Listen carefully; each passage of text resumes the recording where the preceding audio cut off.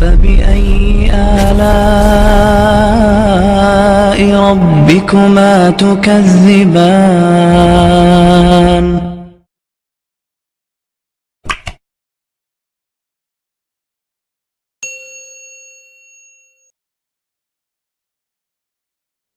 آج انسانی اقدار کی بات کی جا رہی ہے. مجھے بتاؤ اس سے بڑھ کر کوئی ذلت ہو سکتی تھی کہ سکا باپ اپنی بیٹی کو زندہ درگور کرتا تھا اور اس پر معاشرہ داد دیتا تھا. جرم آج بھی ہوتے ہیں لیکن مجرم گردن جھکا کے چلتا ہے.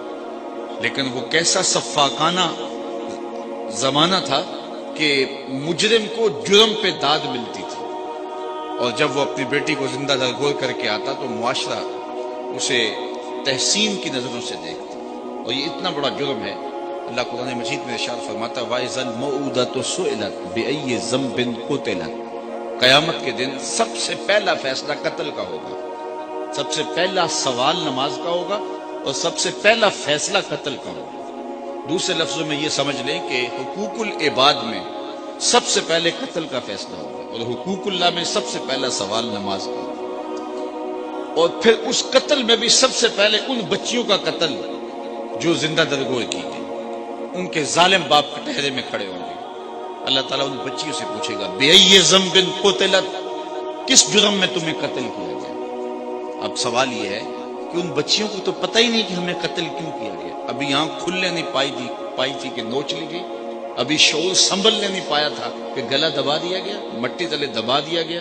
انہیں تو پتہ ہی نہیں کہ یہ غضب کیوں ڈھایا گیا ہمارے اوپر, ہمارے ظالم ماں باپ نے یہ قہر کیوں توڑا. ان سے کیوں پوچھا جا رہا ہے جن کو پتہ ہی نہیں, اور ظالم باپ کے ٹہرے میں کھڑے ہیں.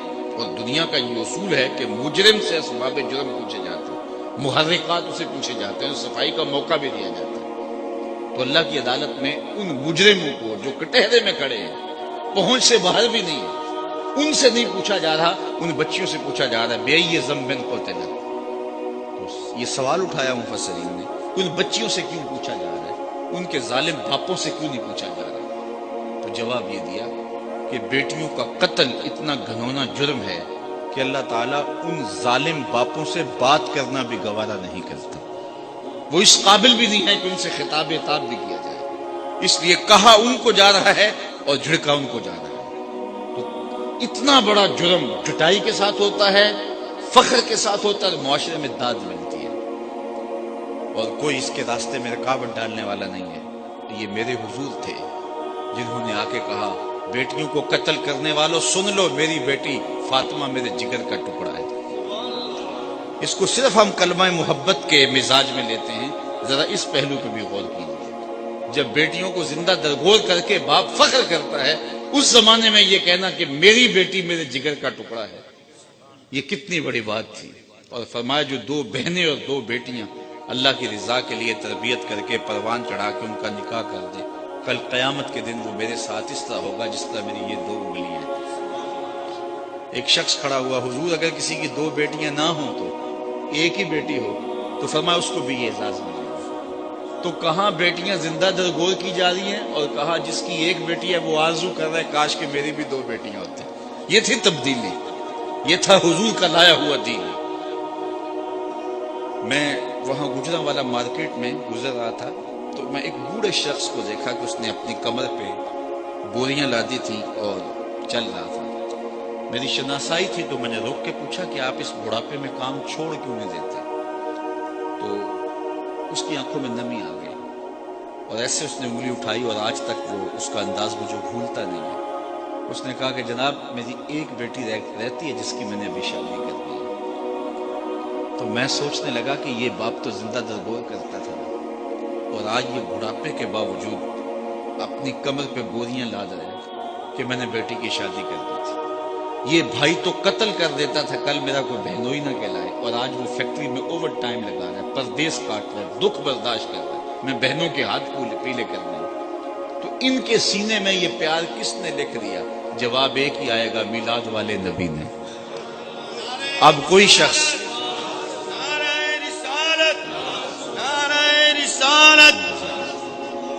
اب وہ بیٹی جس کو زندہ درگور کر کے باپ فخر کرتا تھا اسی بیٹی کے لیے آج باپ اپنی جھکی ہوئی کمر پہ بوریاں لاد کے مزدوری کر رہا ہے، اس بیٹی کو عزت دی، اور جب بیٹی کو رخصت کرتا ہے تو باپ کی آنکھیں نمناک ہوتی ہیں۔ کوئی بندہ کہے اس بیٹی کو کہ تو حضور کا میلاد نہ منایا کر، میرے پاس یہ اتنے دلائل موجود ہیں، تو وہ کہے گی منہ ادھر کر، مجھے تو عزت ہی حضور نے دی ہے، مجھے تو وقار ہی حضور نے دیا ہے۔ مولانا ظفر علی خان بولے ہم جس میں بس رہے ہیں وہ دنیا تم ہی تو ہو، ہمارا تو سب کچھ ہے ہی حضور ہے، ایک تو ہی ہوتے ہیں میریاں آساں دا سہارا، دس کنوں کراں جے تینوں نہ کراں یاد۔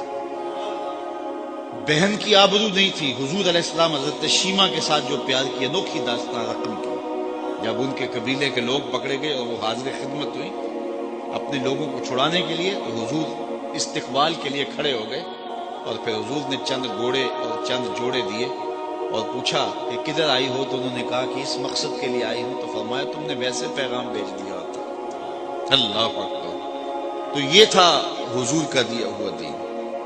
ستیلی ماں تو ترکے میں بٹتی تھی، یہ تو سارے جانتے ہیں، لیکن تاریخ عرب ہے کہ سکے تین بھائیوں نے اپنی سکی ماں کو 900 دراہم میں فروخت کر کے 300 درہم بانٹے تھے، یہ تاریخ ہے۔ لیکن میرے حضور نے جنت کھینچ کے ماں کے قدموں تلے رکھ دی۔ سارا وقار یہاں ہے، ساری عزتیں یہی ہیں۔ ماں باپ کی رضا میں اللہ کی رضا چھپا دی، ماں کی ناراضگی میں اللہ کی ناراضگی رکھ دی۔ پھر خود عملاً حضور نے اپنی ماں کا ذکر کیا۔ ایک دن حضور مسجد نبوی میں تشریف لائے، تا حد نظر صحابہ تھے، تو جو ہی حضور مصلی پہ آئے، عشاء کا وقت تھا، تو ادب سے کھڑے ہو گئے، بس آنکھیں نمناک ہو گئی، اور حضور علیہ السلام نے ایک ٹھنڈی آہ بھری اور روتے ہوئے کہا کاش آج میری ماں زندہ ہوتی۔ انسان نے دکھوں کا دور دیکھا ہو، بعد میں خوشحالیاں مل جائیں تو انسان آرزو کرتا ہے کہ میں نے دکھوں کا دور دیکھا اور میرے ماں باپ نے وہ زمانہ دیکھا، آج اگر میرے ماں باپ زندہ ہوتے تو میرے آنگن میں بہاریں بھی دیکھتے، تو وہ آرزو کرتا ہے، وہ تمنا کرتا ہے۔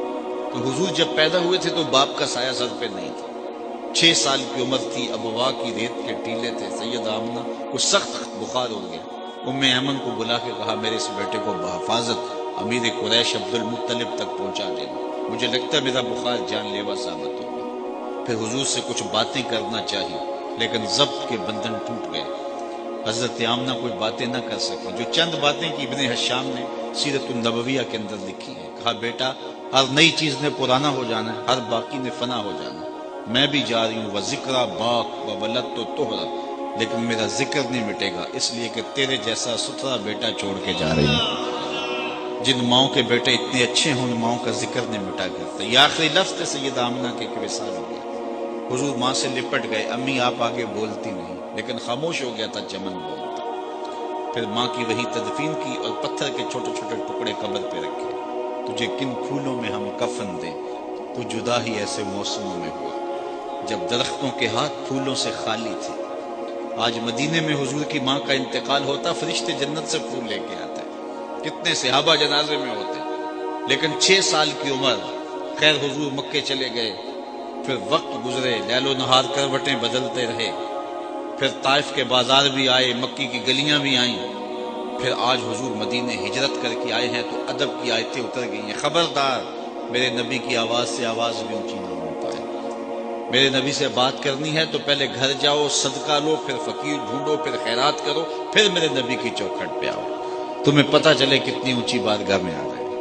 حضور تشریف لائے، صحابہ ادب سے کھڑے ہو گئے، نظر پلٹ کے ابوا میں چلی گئی، کہا لو ادرکت والدی او احدہما، کاش آج میرے ماں باپ زندہ ہوتے، یا کم از کم میری ماں زندہ ہوتی، وانا اصلی صلاۃ العشاء، اور میں لوگوں کو نماز عشاء پڑھا رہا ہوتا، واقرأ فیہا بفاتحۃ الکتاب، اور اس میں سورہ فاتحہ کی تلاوت چل رہی ہوتی، پھر میری ماں کو میرے ساتھ کوئی کام یاد آ جاتا، دروازے پر آتی، چلمن سرکاتی اور میٹھے اور مد بھرے لہجے میں مجھے بیٹا کہہ کے آواز دیتی، فرمائے لوگوں میں نماز چھوڑ کے پہلے ماں کی بات سن لیتا۔ کہاں ماں بکتی ہے، کہاں ماں کے قدموں تلے جنت بچھا دی۔ آج بیوی کے حقوق کی بات ہوتی ہے اور دنیا کہتی ہے کہ ہم نے خواتین کو حقوق دیے، میں کہتا ہوں کائنات میں اس کی کوئی دوسری مثال لا کے دکھاؤ۔ جب حضرت خدیجہ الکبریٰ کا آخری وقت آیا، انہوں نے حضرت سیدہ فاطمہ سے کہا جاؤ اپنے باپ سے چادر رحمت مانگ کے لاؤ۔ وہ حاضر خدمت ہوئی تو حضور نے فرمایا کہ فاطمہ اپنی ماں سے پوچھو چادر کیا کرنی ہے، تو وہ پوچھنے آئی تو حضور بھی پیچھے آ گئے۔ تو سیدہ خدیجہ رضی اللہ تعالیٰ عنہ نے کہا حضور میرے بدن پر بخار کی جو حالت ہے مجھے لگتا ہے یہ بخار جان لیوا ثابت ہوگا، میں نے چادر اس لیے منگوائی ہے کہ اس چادر سے مجھے کفن دیا جائے۔ اندھیروں میں بیٹھ کے عقیدے نہ بنایا کرو، عقیدے وہی رکھا کرو جو نبی کے گھر والوں کے۔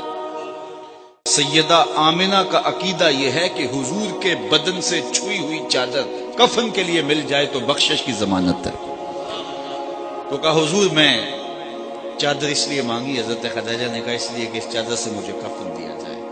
خیر حضور علیہ السلام کی آنکھوں میں آنسو آ گئے اور حضور نے جو جملے کہے، کائنات کی تاریخ میں ایسے جملے نہیں ملیں گے آپ کو۔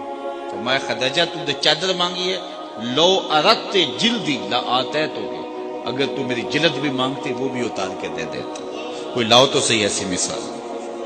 ام المومنین سیدہ عائشہ رضی اللہ تعالیٰ عنہ فرماتی ہیں میں حضور گھر تشریف لائے اور میں آبخورے میں پانی لے رہی تھی، حضور نے مجھے کہا عائشہ تھوڑا سا پانی میرے لیے بھی چھوڑ دو، میں نے چھوڑ دیا تو حضور نے میرے ہاتھ سے پیالہ لیا، پھر پینے سے پہلے رک گئی اور مجھ سے مخاطبہ کرتے ہوئے فرمایا عائشہ ذرا بتانا تم نے ہونٹ کہاں لگائے تھے، مجھے بتاؤ اگر شوہر کا رویہ بیوی کے ساتھ یہ ہوگا تو گھر جنت کا ٹکڑا نہیں بن جائے گا؟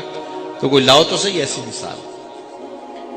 کسی زمانے میں ایک غیر مسلم نے اسلام قبول کیا تو اسے پوچھا گیا کہ اسلام کی کس قدر نے تجھے متاثر کیا، تو وہ بولا کہ سیرت کا صرف ایک واقعہ میری ہدایت کا سبب بن گیا۔ کیا ہوا؟ کہا مجلس رسول صلی اللہ علیہ وسلم لگی تھی، لوگوں کا ہجوم تھا، ایک شخص نے عرض کی حضور میرے لیے دعا کر دیجئے، میرا بچہ کئی دنوں سے گم ہے، مل نہیں رہا، مل جائے۔ قبل اس سے کہ حضور کے ہاتھ اٹھتے اور اجابت کے سارے در کھل جاتے۔ ایک شخص مجلس میں موجود تھا، کھڑا ہو گیا، حضور میں ابھی فلاں باغ کے قریب سے گزر کے آیا ہوں اور میں اس کے بچے کو جانتا ہوں، وہاں میں نے بچوں کے ساتھ کھیلتے ہوئے دیکھا۔ باپ نے جب سنا کہ میرا بچہ فلاں باغ میں ہے تو اس نے دوڑ لگا دی، فرمایا اسے بلاؤ، بلایا گیا۔ بہت جلدی؟ جی حضور آپ جانتے ہیں ایک باپ کے جذبات کیا ہوتے ہیں؟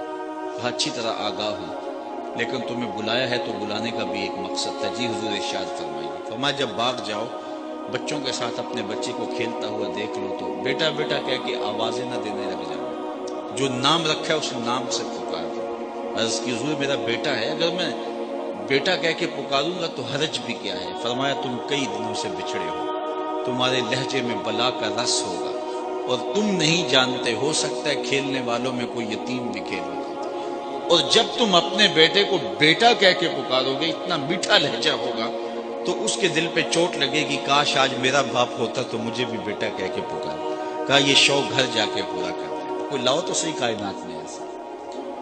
بیوہ کے سامنے اپنی بیوی سے پیار کرنے سے روکا گیا، یہ شریعت بیضا کا مزاج ہے۔ غریب کے سامنے اپنی دولت کی نمائش کرنے سے منع کیا گیا، بلکہ میرے حضور نے یہاں تک فرمایا اپنے گوشت کی خوشبو سے غریب ہمسائے کو تکلیف نہ دو، یا تو تھوڑا سا پانی زیادہ ڈال لو اور شوربے کی ایک پیالی ہمسایوں کے گھر بھی بھیج دو، اور اگر ایسا نہیں کر سکتے تو ایسے زاویے میں کھانا پکاؤ کہ اس کے بچوں تک مہک نہ پہنچے۔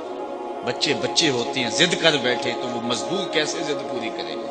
ان بلکتے بچوں کے آنسو کون پوچھے گا؟ وہ کیا کسی نے کہا نا دوپہر کو سلا دیتی ہے بچوں کو وہ اس ڈر سے، دوپہر کو سلا دیتی ہے بچوں کو وہ اس ڈر سے گلی میں پھر کھلونے بیچنے والا نہ آ جائے۔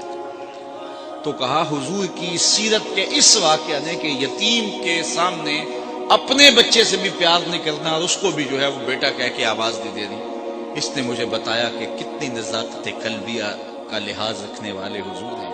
رب بھی قرآن میں کہتا ہے عزیز علیہ ما عنتم، تمہارا مشقت میں پڑنا نبی پہ گراں گزرتا ہے، اتنے لطیف جذبات کے مالک ہیں۔ کوئی لاؤ تو صحیح، لو تدخلوا شوکۃ فی رجل احدکم لوجدت علمھا، اے امتی تیرے پاؤں میں کانٹا چبھے تو تکلیف مجھے ہوتی، مبتلا درد ہو کوئی عذر روتی ہے آنکھ، کس قدر ہم درد سارے جسم کی ہوتی ہے آنکھ۔ ایک خاتون تھی جس کا توازن عقل ٹھیک نہیں تھا، ایک دن حضور ممبر پہ تشریف فرما تھے، وہ دروازے پہ آئی اور حضور کو اشارہ کیا کہ میری بات سنو۔ حضور اٹھ کے دروازے پہ چلے گئے۔ مجھے معاف کرنا، یہ جو پیری مریدی کا ہمارے ہاں کلچر ہے یہ نبوی مزاج سے ٹکراتا ہے۔